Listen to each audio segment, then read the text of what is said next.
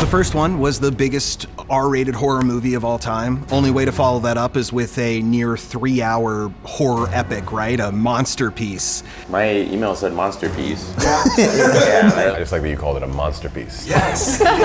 Did you guys know what you were getting into when you started that first film? No. Not at all. Yeah.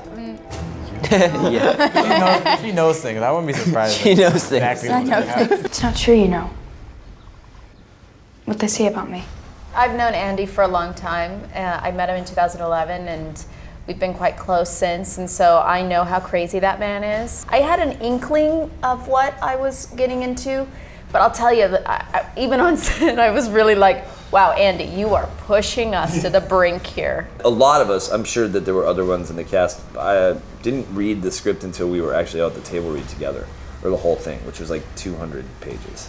And that was a fun day. It was Yeah, really it was cool. like- It was really cool to hear it all out loud, and we were having a good time with who read it? Who read the stage directions? Oh yeah, our first Michael AD, Lerner. Michael Lerner, first He AD. did an amazing job. Oh my God, it's Pennywise. Oh, Holy he rounds the corner! He turns the corner and it's a And there donkey he witch. is! And then he rips her arm off! Remember in the first movie. Time to float. What was it like when you were coming back for the second movie? I mean, did you have any idea that it was going to even be bigger and crazier and scarier and grosser and everything more than the first? After the first one, Andy Muschietti would use that as kind of a leeway of making it a lot more of him, you know, him put into it. So I knew it was gonna be a lot more. I mean, obviously he loves the property. You could see that from it one, but like he just cares so much for it, and the fact that he got more creative freedom and a bigger budget helps, obviously, and it's beautiful. The studio was always very supportive of my vision, and they saw it coming.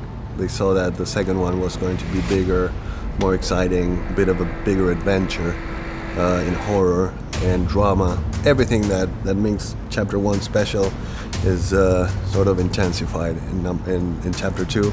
It consumes us from the inside until we don't have a choice anymore. Jessica was like our barometer. Like we would just watch her and go like, all right, how to gauge this? Like where's she at? Okay, it's all cool. Oh, she hasn't seen this either? Oh, we're in trouble. The first movie compared to this one in terms of the action sequences, it's kind of night and day, really.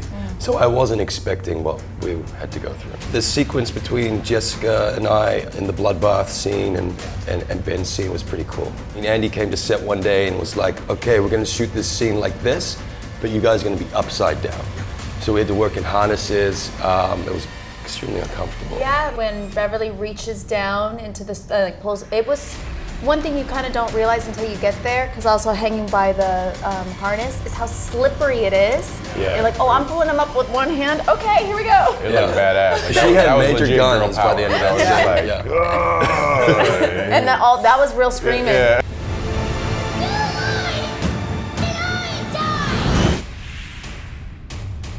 It hasn't come out yet, and already it's been called a Monsterpiece.